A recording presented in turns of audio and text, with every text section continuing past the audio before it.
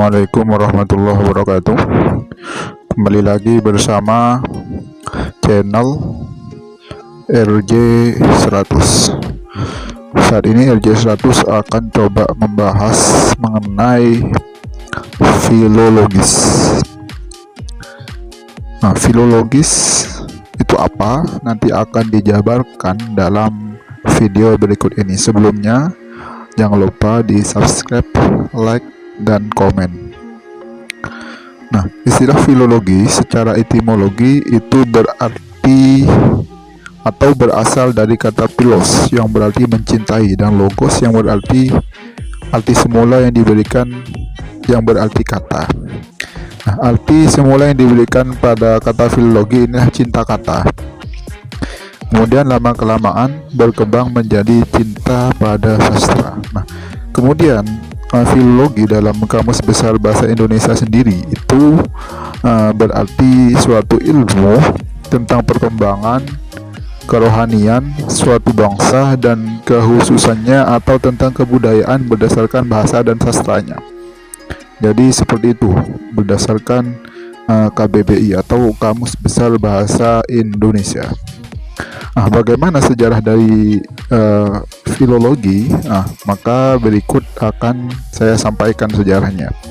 Nah, dalam sejarah pertumbuhan ilmu filologi, pengertian istilah filologi mengalami perkembangan sesuai dengan kondisi dan situasi wilayah pemakaiannya.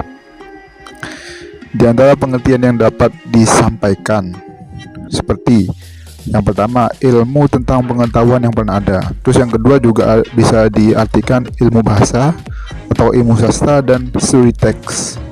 Jadi ilmu filologi itu sejarahnya tergantung di mana ilmu itu dipakai. Di beda lokasi bisa beda pemaknaannya. Nah, filologi sebagai ilmu pengetahuan yang pernah ada. Apabila informasi yang terkandung dalam karya tulis punya cakupan informasi yang luas, menjangkau berbagai segi kehidupan masa lampau, maka pengetahuan yang dipandang mampu mengangkat informasi yang luas dan menyeluruh itu dipahami sebagai kunci pembuka pengetahuan. Kenapa? Karena memang pintu pengetahuan itu kan ada di teks. Maka untuk memahami teks tersebut dibutuhkan suatu kajian ilmu mendalam, dan ilmu tersebut ialah ilmu filologi. Nah, filologi itu banyak peranannya, bisa sebagai ilmu bahasa, bisa sebagai ilmu sastra, studi teks, dan lain-lain. Nah, dalam pendekatan studi Islam, filologi ini sangat urgen posisinya. Kenapa? Karena dalam Islam untuk memahami makna-makna yang terkandung dalam Al-Quran dan hadis itu dibutuhkan suatu kajian terhadap teks dari Quran dan hadis tersebut. Maka salah satu yang bisa dipakai ialah dengan memperdalam kajian ilmu filologi. Nah, sedangkan filologi menurut Zamarkazi ialah mengungkapkan kegiatan filologi sebagai tahqiqul kutub yang berfungsi untuk memberikan koreksi akan suatu teks, sehingga akan menghasilkan analisis yang dapat dipertanggungjawabkan. Nah, bagaimana pendekatan filologi terhadap Al-Quran?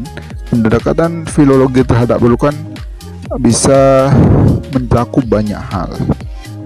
Salah satunya metode tafsir tahlil, metode tafsir ijmali, metode tafsir muqaran, metode tafsir maudhu. Itu salah satu pendekatan filologi terhadap Al-Quran. Bisa juga pendekatan filologi terhadap hadis. Seperti Quran, hadis juga banyak diteliti.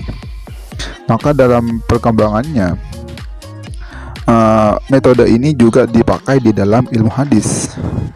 Karena memang kajian-kajian hadis itu kan bersifat teks. Juga bisa dipakai dalam mengkaji naskah-naskah kitab-kitab kuning, kitab-kitab hermeneutik. Demikian kajian-kajian filologi. Semoga kajian kali ini bermanfaat dan bisa memberikan suatu pencerahan mengenai ilmu filologi berdasarkan pendekatan keislaman. Terima kasih. Sampai jumpa kembali di channel LJ100.